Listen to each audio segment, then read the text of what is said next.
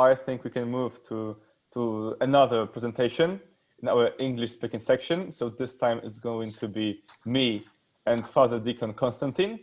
We have a joint paper, and the topic is the righteousness of the Most Holy Theotokos, according to St. Augustine of Hippo and St. Maximus the Confessor, two churches, two views. So first I would like to invite Father Konstantin to make a short introduction.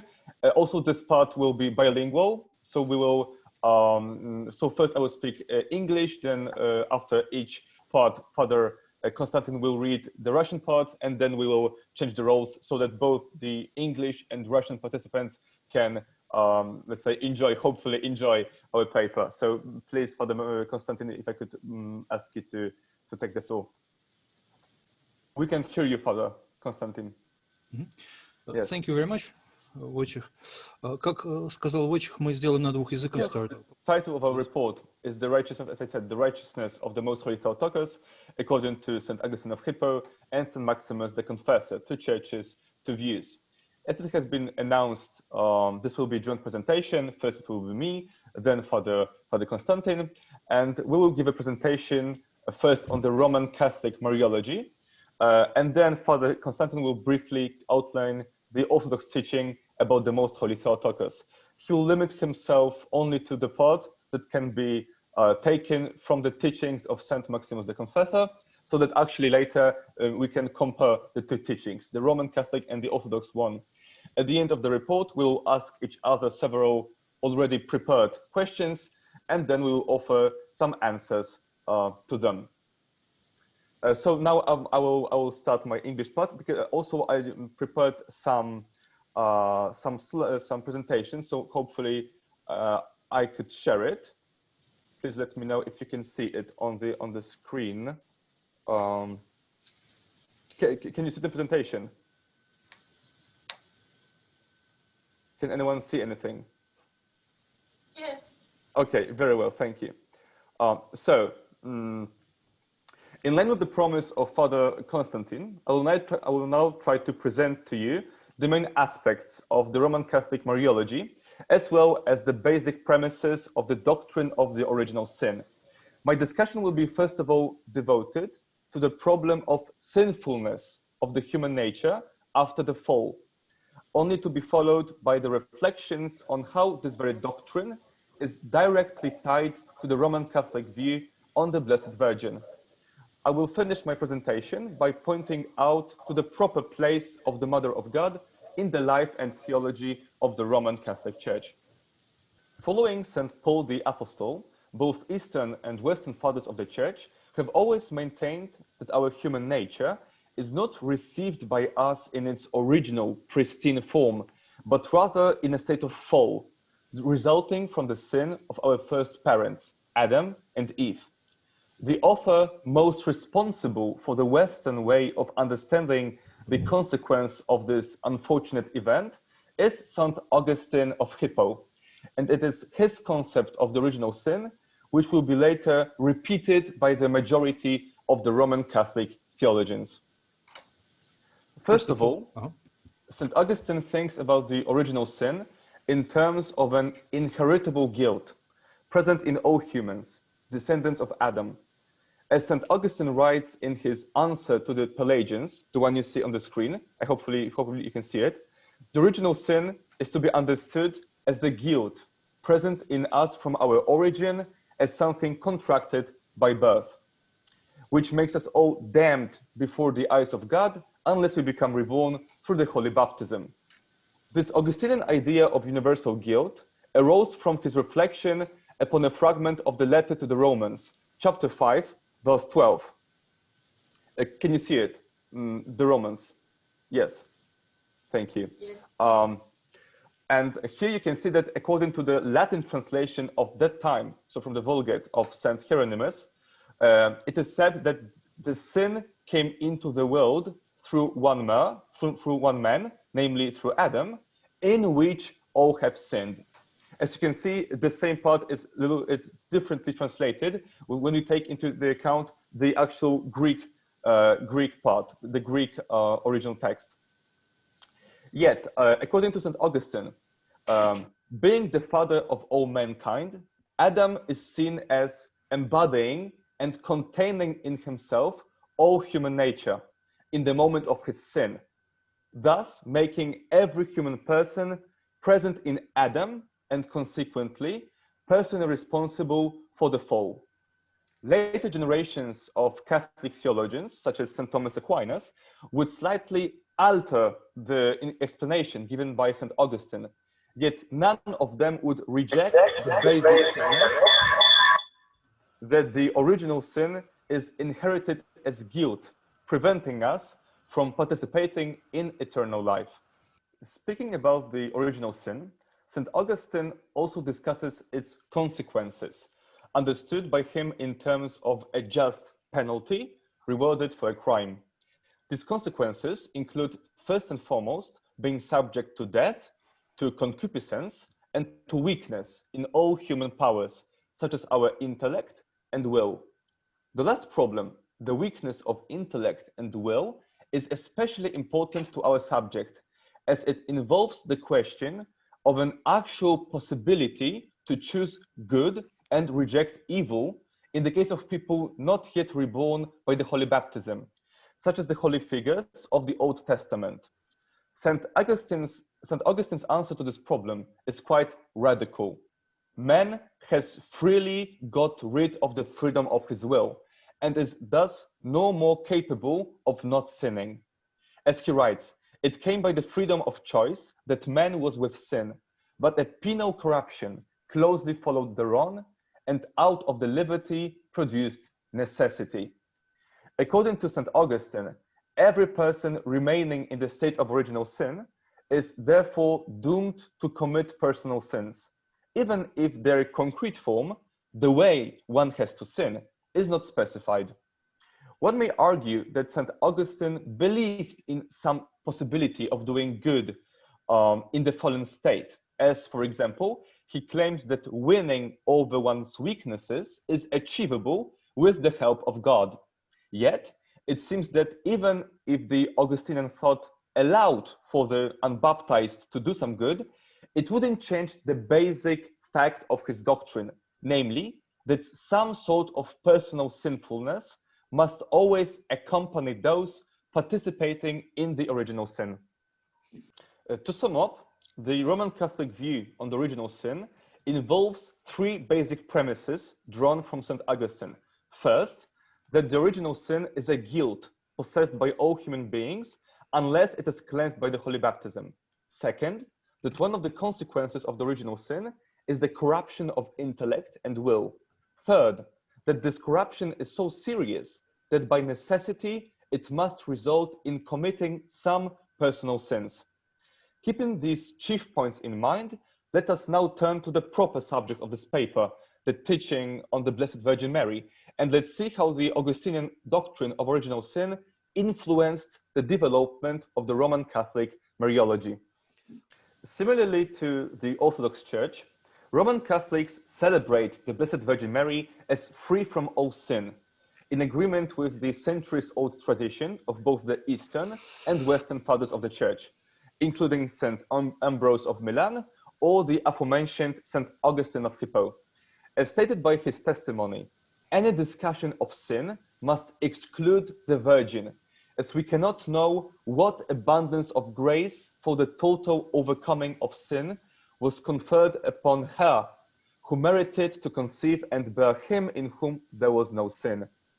Claiming that the Virgin has never sinned, however, becomes problematic when combined with the doctrine of the original sin, according to which it is impossible to escape one's personal sinfulness while under the yoke of Adam's guilt. Logically, to live an immaculate life, the Virgin must have been cleansed of the original sin before she could commit any actual personal sin, namely before she reached the age of reason, or even before, or even better, before she left the womb of her mother, St. Anna. Gradually, the discussion of when exactly the Mother of God became free from the original sin was brought down to two main positions. The first, held chiefly by the Dominicans, such as St. Thomas Aquinas, claimed that the Virgin was purified right after her conception in the womb of St. Anna, not in the moment, but after the conception. The second idea, held principally by the Franciscans, such as Blessed John Duns Scotus, insisted that Mary was saved, or rather preserved from the original sin, from the very first moment of her existence, a concept widely known as the Immaculate Conception. The controversy between if she was saved right after being conceived or in the very moment of her conception was finally resolved in 1854 by the bulla of Pope Pius IX, titled Ineffabilis Deus. It's Latin for inexpressible God. In this document of the utmost doctrinal value for the Roman Catholic Church, the Blessed Virgin Mary is dogmatically stated to have been preserved free from all stain of original sin in the first instance of her conception by a singular grace and privilege granted by Almighty God. As can be seen from the above definition, the Catholic dogma of the Immaculate Conception deals with the question of the Virgin and her original sin only as far as its stain or guilt is concerned, simultaneously lacking any mention of its consequences. Therefore, Roman Catholics are allowed to hold varying opinions on this matter, from claiming that Mother of God didn't have any consequence of the original sin, such as the necessity of physical death, to admitting that she actually experienced all of these consequences. The theologians of the Catholic Church, however, often tend to incline towards the former, towards the first option, a testimony to which can be the very text of the aforementioned bulla.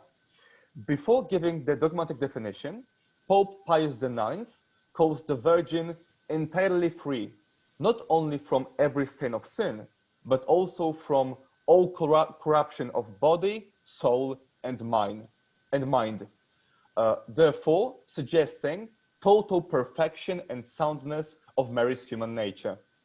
Another important witness to this question is the contemporary catechism of the Catholic Church, in which the Immaculate Conception is seen as a doctrine safeguarding the possibility that the Virgin could give a free assent of her faith to the announcement of her vocation, namely at the moment of incarnation, the Annunciation, therefore advocating that she actually had an uncorrupted state of will. Being free from all stain of original sin, Mary was thus endowed with perfect liberty of free will, capable of responding and cooperating with God in every single moment of her life.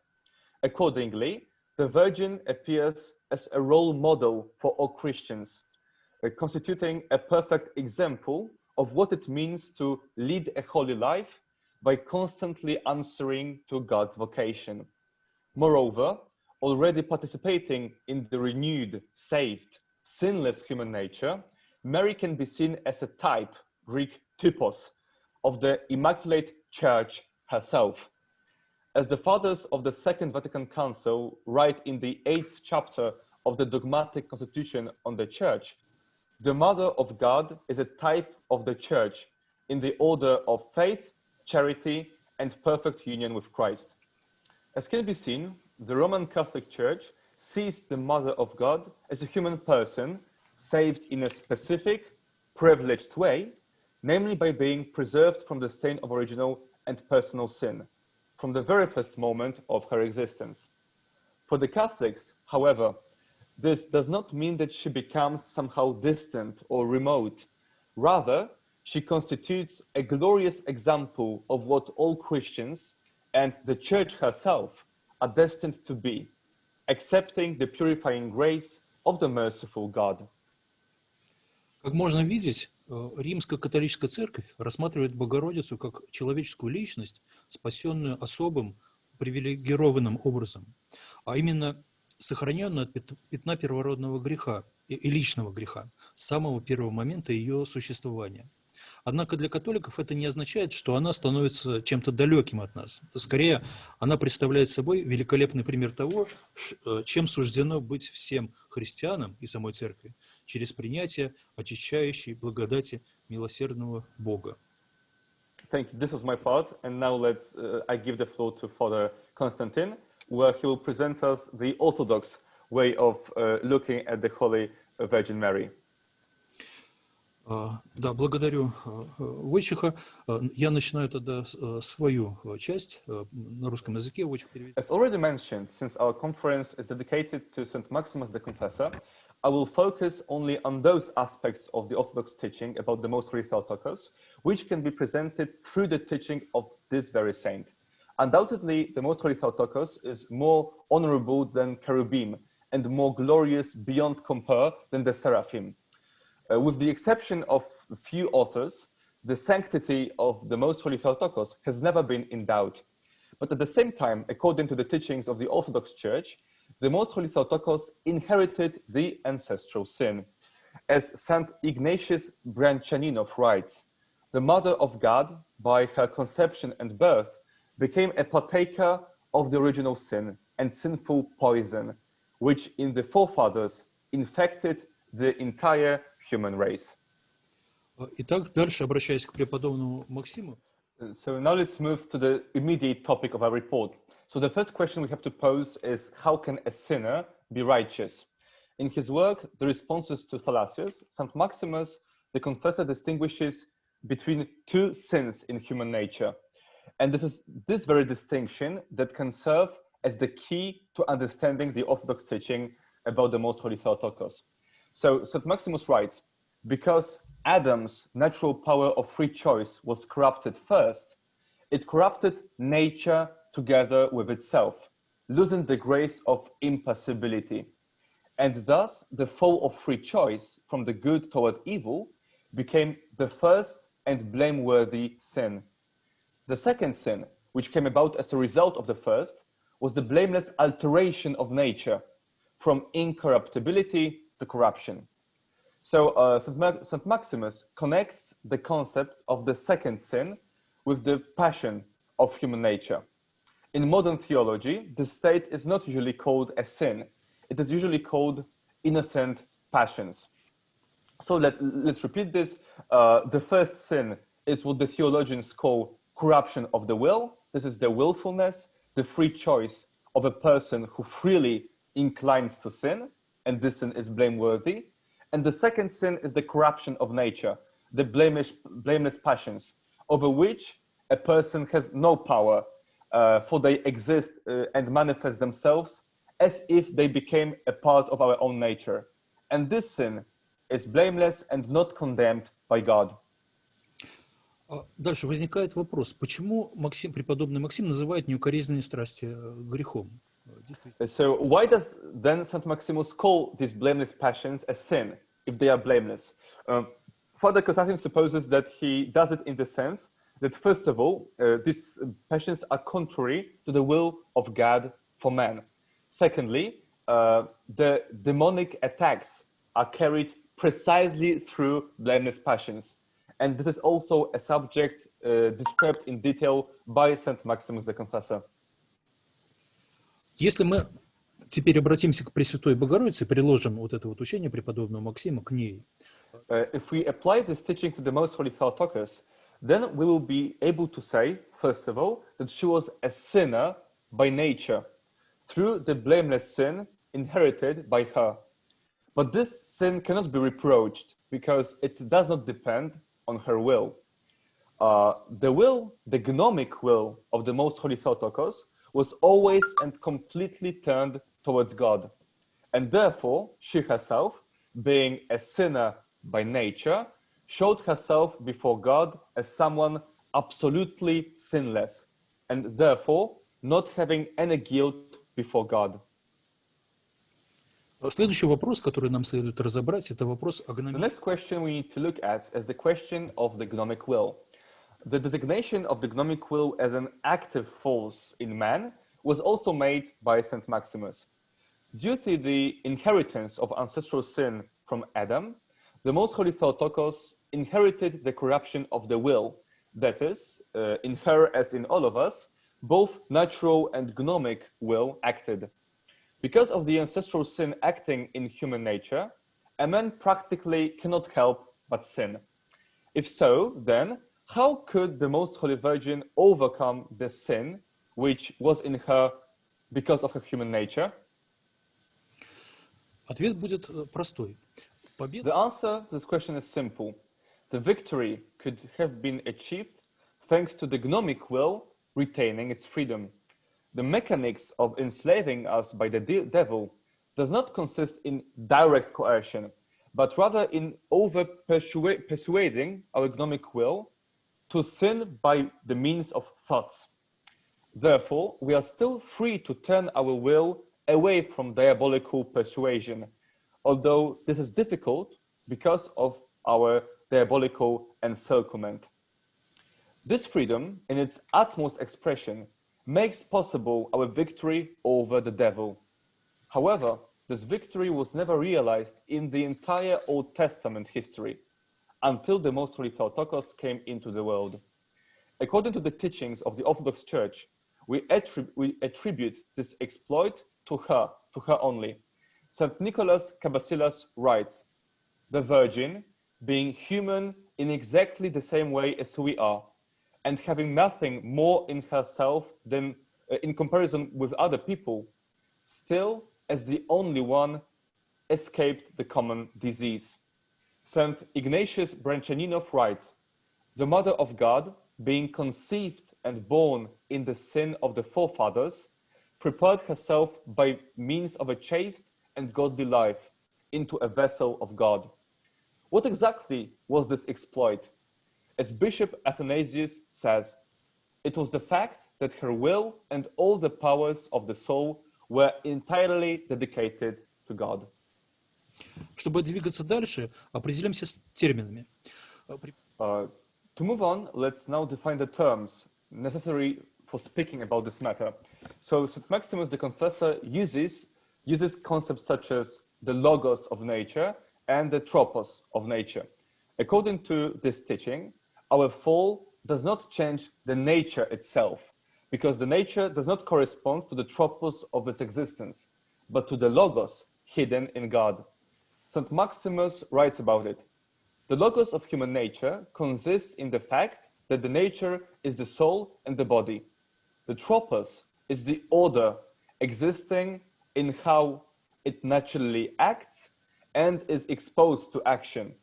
And this order changes and is being transformed many times, but it doesn't change the nature together with itself.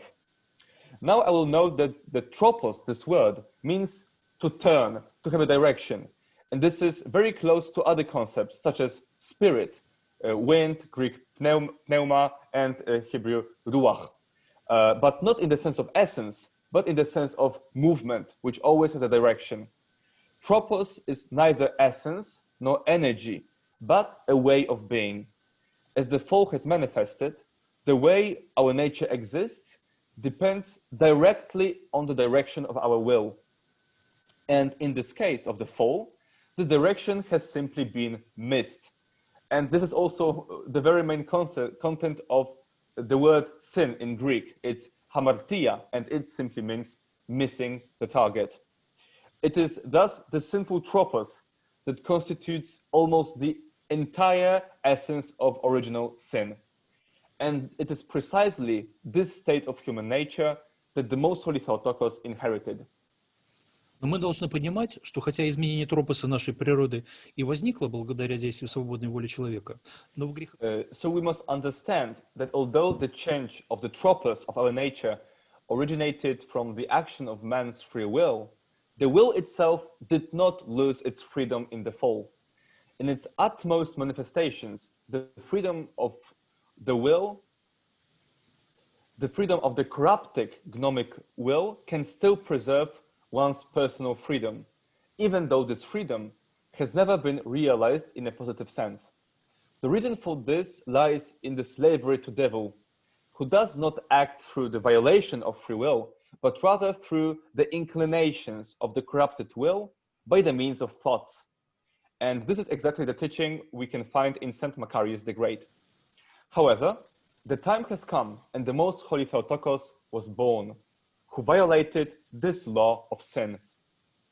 It was she who, being a sinner by nature, did not make a single wrong choice and kept herself in the absolute purity of her personal will, thereby changing the tropos of our nature, which I think happened for the first time at the moment of incarnation, and for the second time, and this time to the fullest, at the moment of the first Eucharist. Необходимо пару слов сказать о том, какие силы пришлось преодолеть Пресвятой Богородице. It is necessary to say a few words about what type of forces the Most Holy Theotokos had to overcome, especially considering the fact that she was not delivered from the reality of the ancestral sin.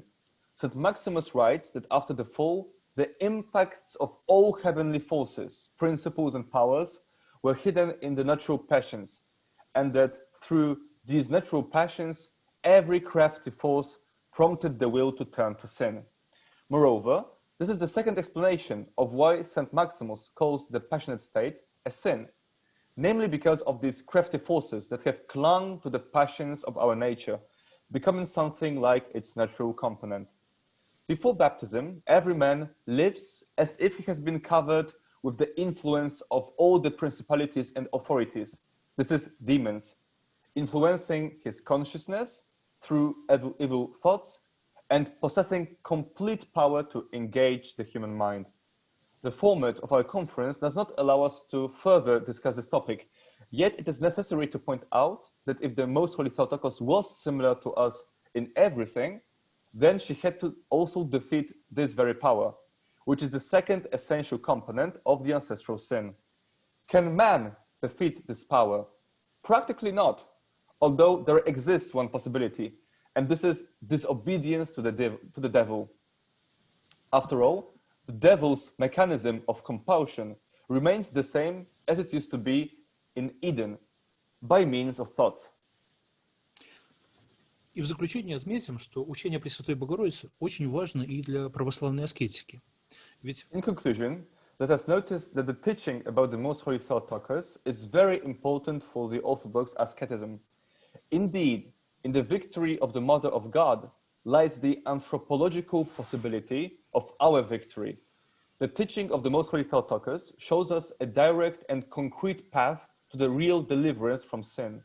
Let us dwell only on those issues that we have already touched upon today.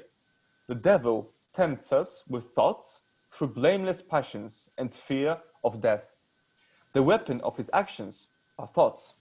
The rejection of evil thoughts is the rejection of the devil, and thereby the choice of God. The Apostle Paul writes, "Don't you know that when you offer yourselves to someone to obey him as slaves, you are slaves to the one whom you obey, whether you are slaves to sin, which leads to death, or to obedience, which leads to righteousness." In baptism, we are delivered from original sin, and we partake of the grace of this power through the sacraments of the Church. But the ascetic path is the same as it was for the Most Holy Theotokos. By the free choice of our economic will, we must reject the thoughts coming from demons and overcome by compulsion, acting by means of suffering, and by the means of this to take off the powers and authorities. If the Most Holy Theotokos was able to walk this path, not having in herself the help of the grace of sacraments, then all the more so can we walk it, the ones who participate in the grace. Этим не исчерпывается учение Пресвятой Богородицы в его аскетическом аспекте. И дальше я перечисляю, какие еще учения, но сократим эту часть. I cut it. Just maybe Okay. the first sentence. Yeah. Okay. Go on. Okay, so the above words do not exhaust the doctrine of the Most Holy Theotokos in its ascetic aspect. We should also talk about the path of spiritual work, about other teachings of orthodoxy, but the framework of this conference does not allow for it. So let us dwell on this and move on to the discussion of the main differences between the aforementioned positions. Shall we list differences? How do you think?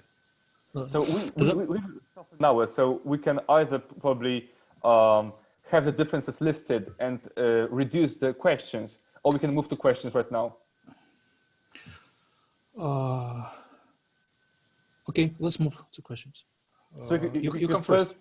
Yes. So maybe you read the question to me, and I will answer. I will read the answer. Okay. Wait a minute. You'll be answering my questions, or I'll be answering. Yes. No. First, I'll be answering yours. So maybe if you could read the question, and I will read it. Okay. Так, Войцех ответит на мои вопросы, хотя в тексте наоборот. Итак, первый вопрос. Бог сохранил Пресвятую Богородицу от действия Okay, so God saved the Most Holy Theotokos. So this is the question. God saved the Most Holy Theotokos from the reality of the original sin on account of the future merits of Jesus Christ. Why doesn't he free all people from the reality of the original sin after his death and resurrection? After all, many are tormented under the burden of the original sin. Many, entangled by the deceitful force acting in it, never come to salvation and die by eternal death. But if they were delivered from the original sin on account of the merits of Jesus Christ, in exactly the same way as the Most Holy Theotokos was, they would have a much greater chance of salvation. Why doesn't God save them in this better way, if such a way is possible? And it is possible, according to the teaching of the Catholic Church, as it was shown by the way of the birth of the Most Holy Theotokos. So I will first read my answer in English. I must admit it was probably the most difficult question asked by Father Konstantin. So the fact that some people receive greater spiritual gifts than others doesn't imply that it's objectively easier for them to obtain salvation. A good example may be the contemporary state of our world, in which some people participate in the salvation given by Jesus Christ from the early years by the sacraments, while others are deprived of this grace during all their life, being born in places and cultures where the gospel is still to be preached. One could say that people in the church have a much greater chance of salvation than those who are still outside of it. And from the theological point of view, it's true. Also, we could say that it's possible for God, in his almighty providence, to let more people receive the holy baptism in their lifetime.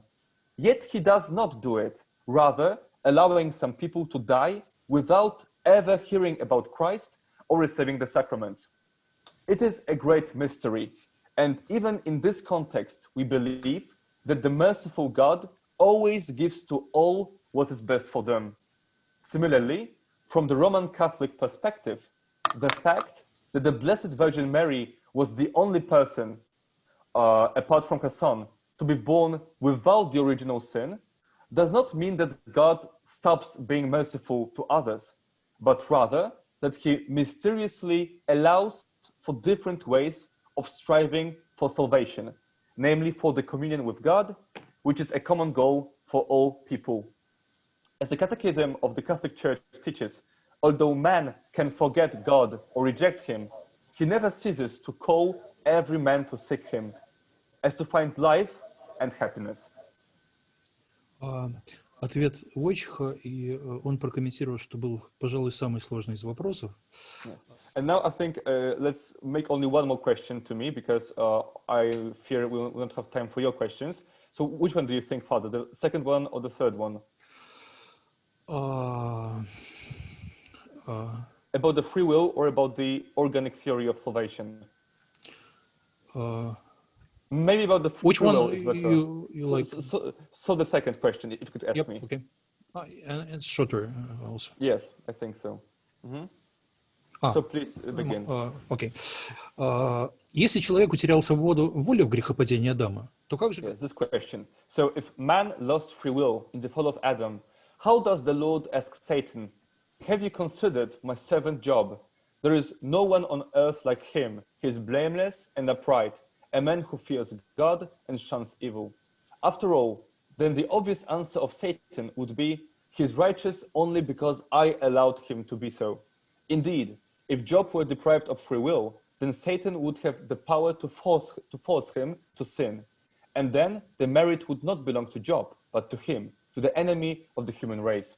If man lost free will in the fall, then how does God tell to Cain, if you do what is right, will you not be accepted? But if you do not do what is right, sin is crouching at your door. It desires to have you, but you must master it. Why is a man found guilty if his will is not free? I will ask the same question in the words of St. Mark the Ascetic. If this does not depend on our will, but on satanic torment, and there is a remnant of Adam's sin, then why are we convinced of sin, falling into its action against our will and being tormented by Satan? And now my answer. When speaking about the free will after the fall, the Roman Catholic Church does not claim that man lost the fundamental possibility to choose between good and evil, but rather that he became too weak to always choose good, and therefore is doomed, is forced to sin in one way or another. This is the state described by St. Paul the Apostle as slavery to sin. Also, as we can find in the Catechism of the Catholic Church, man's freedom is limited and fallible. In fact, man failed. He freely sinned. By refusing God's plan of love, he deceived himself and became a slave to sin. Therefore, man is always responsible for his sins, as they always depend on his will, even if this will is weakened and incapable of following God's will in a perfect and continuous way. So now I think we can move to the questions I posed you. Yes. So first I will read my question in English, and then you can read it in Russian. Let's maybe also two questions. What do you think? Okay. And which one do you think are the? Ask me the most crushing and the third one. The first. The most crushing, second, yeah, the most difficult okay. for me, as you think. So I think that maybe the second question and the third question. Okay. Yes. So the second question goes as this: if the Most Holy Theotokos, Mary, could reach the state of all holiness while being in the state of original sin, just as anyone else, is it possible for anybody to be all holy, just like the Most Holy Theotokos? Wait, now, Yes, again. please. Если Мария смогла достичь состояния всесвятости, находясь в состоянии первородного греха, то не может ли тогда и кто угодно? So this is the answer. The answer is simply no. There was something special that pulled the Most Holy Theotokos out of the general group circle of people. And this is the exploit of her parents, the righteous Joachim and Anna, about whom Metropolitan Sergius Stagorodski writes, the Orthodox Church, even if she calls her conception immaculate, it is by no means in a special, but rather in a relative sense, in which any other conception, any other birth from pious parents can be named immaculate by the prayers and the blessings of God. For the Catholic Church, the Blessed Mary Virgin appeared unexpectedly from the human race and stands out in a special way from it. For the Orthodox Church, the Blessed Virgin is a worthy successor and heir to the exploits of her fathers, the Old Testament righteous. And she is the one who does not break out of the midst by any special intervention of the divine, but rather she is the conveyor and performer of their aspirations. Here is cited a church chant, O Virgin, fulfilling prophecy, you sprang from David's root, so from the root of Old Testament. No other person living on earth had this. Also, there is another reason. By the providence of God, the Most Holy Theotokos was withdrawn from being among even her pious parents from the very beginning, and once she got into the temple, being among the clergy, because she was introduced into the Holy of Holies. One of the probable meanings of this act is to preserve her from the possible transfer of sinful habits and behaviors which were in her environment, both in a word, by deed, or by thought. Education and succession of or mimicking the behavior are very important elements of the formation of every person. And the Most Holy Theotokos was honored in this sense with the best possible fate. Of course, all this was not a reason, but only a prerequisite of her righteousness. But this precondition sets her apart from the general circle of people. And for this reason, the answer to the question is no. And now I will ask you the third question. So if Mary could reach the state of all holiness while being in the state of original sin, without any unique grace, it seems that man can save himself without the grace of sacraments coming from the incarnation, cross, and resurrection of Christ. Why then was the sacrifice of Jesus Christ necessary, and why do we need it? Why would the holy baptism be necessary for salvation, as Christ himself teaches us? Если бы это вопрос Войчеха. Если бы Дева Мария могла достичь состояния всесвятости, находясь в состоянии первородного греха. Thank you very much. So now I'm going to read all this yes, I think pages. I will read like maybe I will shorten a little bit. Yeah. Okay. So first of all, Father Konstantin thanked me for the question, and he writes, excessive concentration on the ascetic teaching of the Church is like in itself creates the impression of its autonomy, and this is very bad. Just as the Orthodox teaching about the Mother of God cannot be independent, but is a leitmotif of Orthodox anthropology, so the asceticism cannot be an independent teaching, but must have its roots not only in anthropology, but also in the teaching about the death, cross, and resurrection of Christ. This approach is consistent with the Church's teaching on the synergy of salvation. As Father Konstantin said, sometimes our discussion seems as if we discuss, as if St. Augustine discussed with Pelagius, yet the Orthodox position is that of St. John Cassian, obviously not Pelagius. And this is the teaching of energy, of synergy in salvation. So now the question asked can be divided into two parts. First of all, so is it possible to be saved on your own? And second, why are the sacraments needed? So the first question the first part of this question, so if we can save ourselves, seems to be absurd or seems to be an antinomy, because the salvation is Christ himself. And thus, if we speak about the salvation, we cannot speak about salvation without the salvation, about the salvation without Christ himself. As Father Konstantin writes, the salvation cannot be understood in isolation from the understanding of our calling, of the very thing to which the man is called, and this is to being the temple of God. Thus, when we are talking about the healing of our nature, we are here speaking about the restoration of the tropos of its existence, so the logos of its tropos, or in simple terms, the restoration of man in his destiny to be the temple of God. But is it possible to restore God's presence in this temple without God himself? So this question shows the absurdity of this very formulation, that we could save ourselves. Our salvation does not consist in righteousness and forgiveness of sins, but in the restoration of communion with God. It is possible in only one way, and this method is not ascetic, but it's the fulfillment of another command. Love the Lord your God with all your heart, and with all your soul, and with all your strength, and with all your mind, and love your neighbor as yourself. The exploit of the Most Holy Theotokos is not that she conquered the original sin by herself, but that she loved God more than anything else. Now, obviously, the Orthodox Church is not alien to the teaching about the special action of divine grace in the Theotokos, but this exclusiveness of this action was not determined exclusively by the will of God, but by the special needs, by special action of the Most Holy Virgin herself. Thereby, salvation on one's own is impossible, because salvation is Christ. Now, the second part of the question, why the sacraments are needed. And this brings us to another problem. Did the Most Holy Theotokos need Christ as her savior?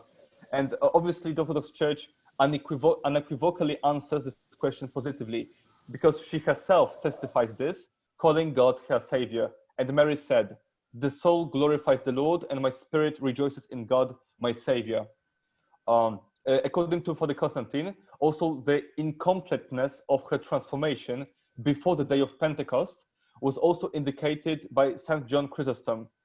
For example, when he interprets the difficult passages of the scriptures about Cana of Galilee and how she and his brothers wanted him to come out. According to this logic, obviously, also the Mother of God, even with her own exploit, could not heal whole human nature. Only God could do this, and he accomplished this through the salvation, through his life, exploit of the cross, resurrection, and ascension of our nature to heaven. And this is all that is given to us through the holy sacraments of the Church. And according to this order, the Most Holy Theotokos is not and could not be an exception from this general rule. So even if she herself ordered all her existence to be directed towards God, still she couldn't heal the whole human nature, which can only be accomplished through Christ's resurrection, through the cross and resurrection given to us by the sacraments. Like, was it a good transmission of what you meant, Father? Yes, mostly. Thank you very much. And we don't have time. You're the boss. Okay. Yes. So right now, obviously, the next person is Father Manuel. So I am asking you, Father, if you want to speak all hour long, we can move to your part. If you want to maybe give us some 5 or 10 minutes for questions, also it would be accepted. But obviously, don't feel free to do it. Simply tell us what is your preference, and we will follow this. Well, what's in my mind, I had no intention to speak for an hour. Actually, I was going to speak for half an hour and then allow for questions. But please feel free to receive questions. I have a few, but let others begin. Yes. By the way, can I? Sure, sorry. Brothers, к русским обращаюсь, братьям и сестрам. Может, кто-нибудь взялся бы перевести отца Мануэля, может, совместными усилиями? So then, if we have these 10 minutes, let's say so, yes. So, does anyone have the questions to our joint paper that we could possibly answer right now? Well, I have very, very quickly. I mean, I'll try to be very brief. I wonder if the Catholic Church has gone beyond St. Augustine's interpretation of original sin. It is based on a erroneous translation of Ambrositor of St. Paul, and in more recent times, it's been reviewed, and I wonder if the Catholic Church at this point is closer to the Orthodox Church and having more of a concept of an ancestral sinship. That's one question. Yeah. To Father Deacon, I would ask his, I think this is a very dear thing to the Orthodox that if the Virgin Mary is not a creature like us, I mean, what it means to be deified properly, to be is different. She is deified in her whole being, because she is not our whole being, and she is the hope of our own deification. She is the first deified among all. So I think in a way, it's the doctrine of deification that the Orthodox hold very, very, very dearly and constantly, really, greatly depends on the Theotokos being a creature like us, and whose will has been especially graced by, and as our Marian feasts suggests, the nativity, the entry into the temple, the Annunciation, and the mission. Everything has a kind of a Christological setup. She parallels Christ's life, in every step, to show her the closeness to him as a creature, but a very, very, I should say, highly blessed, and so that's what I would say. but the relationship between deification and the fact that she is a creature like us, so that it is our hope that we can also be deified because she is like us. Okay, so maybe I'll start as I was asked first. So it's a very good question because from one point of view, the Catholic Church still maintains like the basic idea that the original sin is connected to guilt, which we all have. And this is something that I believe would be very hard for the Catholic Church to reject soon enough. Yet, certainly there is a certain, let's say, movement towards the more orthodox way of thinking, especially by combining, let's say, more, or by introducing a more organic point of view towards salvation. So, for example, when the Catholic Church teaches upon the problem of why God actually became man, the first citation that the Catechism of the Catholic Church gives is a citation from Gregory of Nyssa, where the saint speaks about the healing of human nature. So certainly, even if the Catholic Church still thinks about the sin as a guilt we have from Adam, still like this guilt is more and more understood, not, let's say, in this judiciary system where we simply have to somehow stand on trial before God, but rather it is understood as a sickness of our nature. And thus the Holy Baptism, which takes off the guilt from our nature, ourselves, the same way heals us in our intellect, our will, and our members of our whole humanity. I don't really know if let's say, from a dogmatic point of view, obviously we have the teachings of the Council of Trent, where, let's say, these ideas that the original sin is connected to guilt are well dogmatically stated, and thus I believe it is not something that the Catholic Church may move away from, but I think that the direction of combining these 2 points of view, so the juridical and organic theories of salvation, is something that the Catholics strive for, and I think it's more and more visible in the modern theology. Thank you. So sorry, so Cecile, you will ask the question after Father Deacon Konstantin answers, okay? Okay, so please, Father.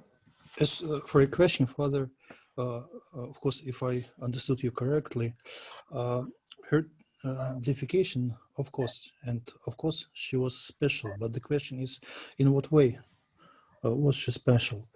Was it intervention of God in our being, or maybe was it the result of exploit of many Old Testament father looking for God and finally produce this fruit of the ancient Israel as the whole thing looking for him and giving the birth to the mother of God who was the most of them. The teaching that she was one of us, it is, I read you from fathers, I believe from Saint Ignatius Brinchinov and other authors, and that she was, that he inherited the ancestral sin. It is not also my teaching. Saint Ignatius Brinchinov writes about this. And then I agree, she was special, of course, she was the most.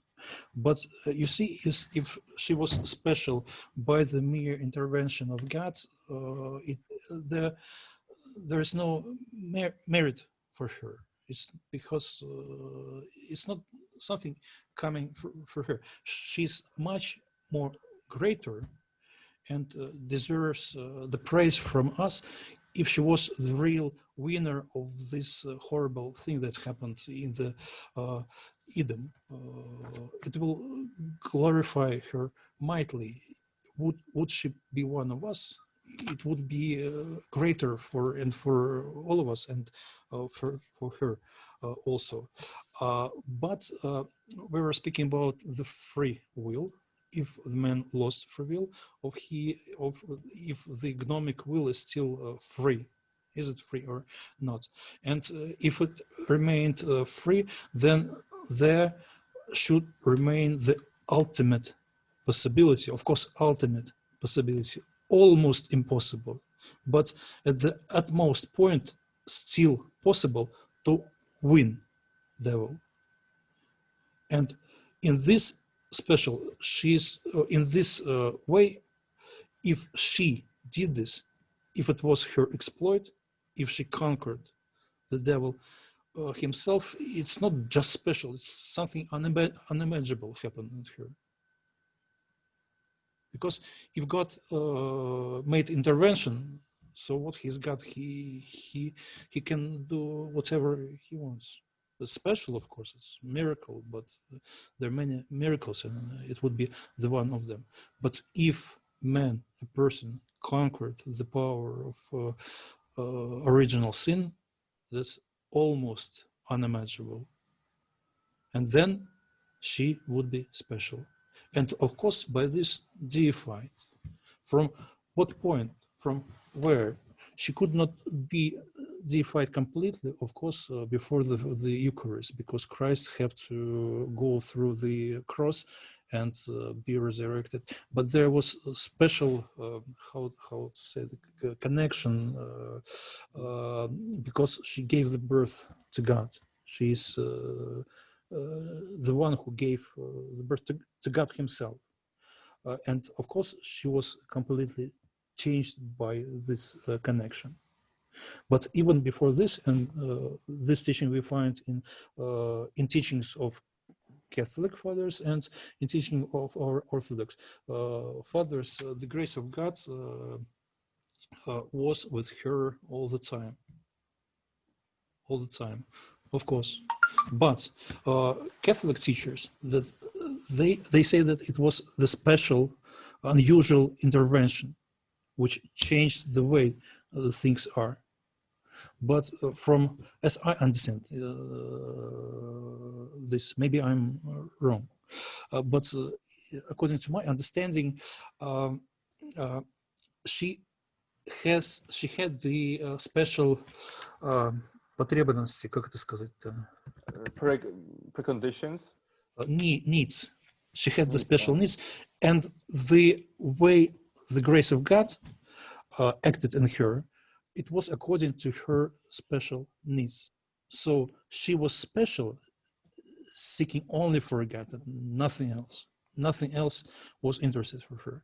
And God, because of this, not because of intervention, but because of this, that he met the only one who was interested only in her and in nobody else. He acted in a special way towards her. That's how I see it. Maybe I'm wrong. Thank you. Yeah. And if I'm wrong, correct me before I'm condemned to go to hell. You know? I think wonderful. Good. Very good. Thank you. So Father Manuel, if you will allow one question from Cecile, because I saw her wanting to. Please. Okay, so Cecile, do you still want to ask a question? Please. We can hear you, unfortunately. You have to turn the mic on. Push the button. Take the mouse, put it down, and you'll find the email will appear, and you'll find there the optional button will be звук, sound, probably. It's on the left. Yes. Yeah. No, it's good. Yeah. Yes, okay. It seems to me that I read that Saint Maximus the Confessor, when he speaks about the incarnation, he says that the incarnation of the Son of God has been planned not because of the sin of man, but before, in the time before time, in all times, because he wanted to divinize man. He wanted that man becomes God. And that was the first option of God. But he had a second option. Of course, if Adam was who was free, didn't want to obey the rules, he would sin. And then this option was accepted by God, and then the incarnation,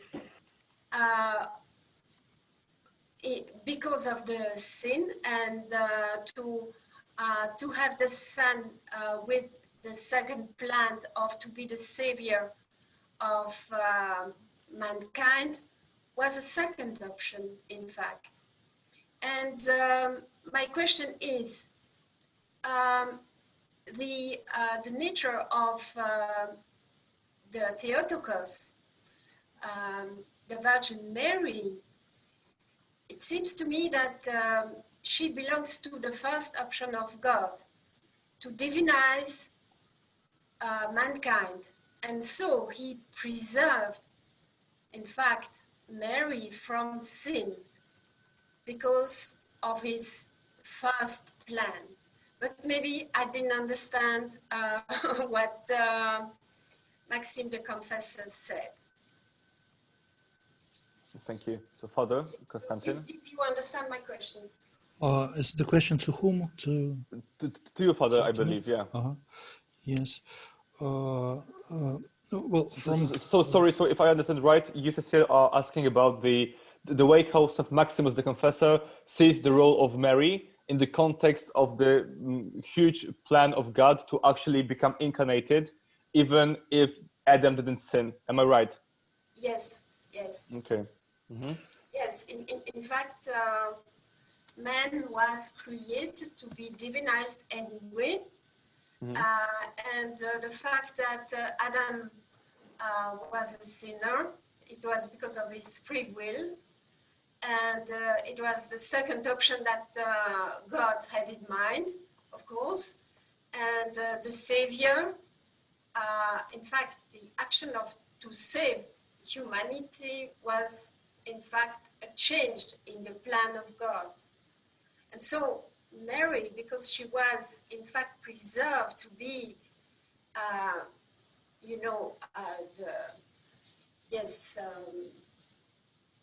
the means, if you want,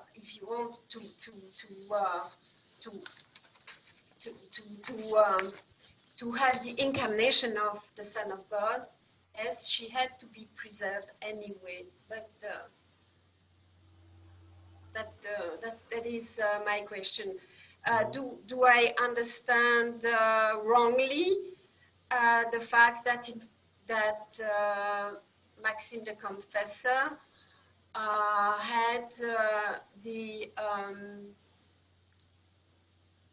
he understood that in fact the plan of God was to divinize humanity anyway. Yes, so actually, only as a short comment here, I believe this will be exactly the topic of Costa's paper, which will be the last one. Yes. So I think it will be also very interesting to you. But obviously, I'll let Father Konstantin answer now.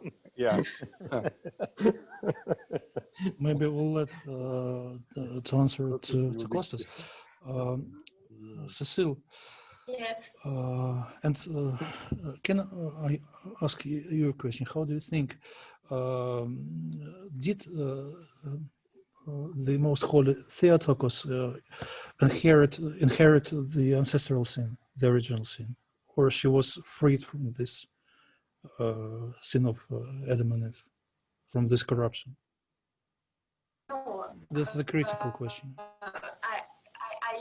I listened to what you said, and in fact, Mary was not completely preserved from the original sin, so-called, but she had a will constantly turned to God. So she was preserved, in fact, from some kind of corruption, of the tendency to corruption.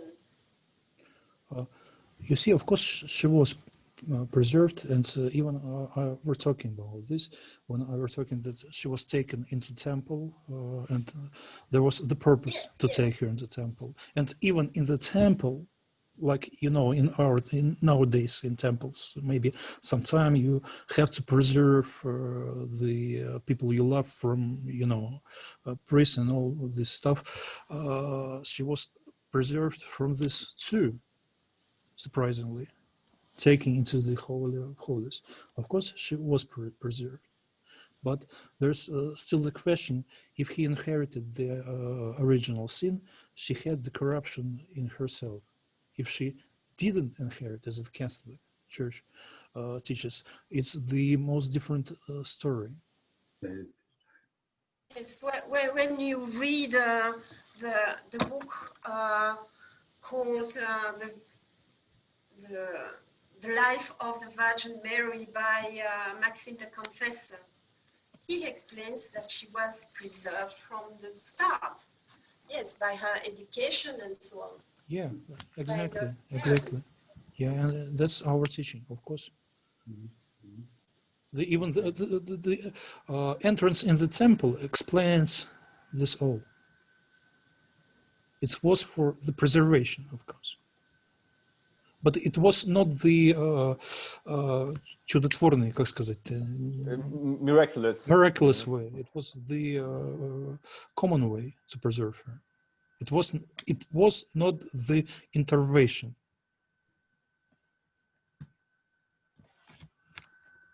Okay, that's my answer. So can we do? Are you satisfied with the answer for now? Thank you. Okay, yeah. So thank you very much for your questions. Thank you, Father Konstantin, for your answers. Also, I must say that I am especially thankful to Father Konstantin, because all the translations, also my part to Russian, was his deed. So his participation was way greater than mine in this part. So thank you very much. But right now, let's move to Father Manuel. Thank you for your patience, and we will be glad to listen to your paper. I believe your topic will be 3 notes on Palamite doctrine, revisited in Bulgakov's idea of divine humanity. Wojciech, I'm sorry. Just one moment. Thank you too, because I learned a lot from you.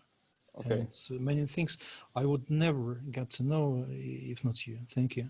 Thank you very much. Thank you. It was a pleasure, real pleasure. It still is for me as well. Yeah, thank you very much, Father Konstantin. So, Father Manuel, the floor is yours. Thank you, Paul. I think those who heard you, both of you, well done, and thank you, because it was a very interesting and very profitable and fraternal exchange. That's wonderful to see. So thank you.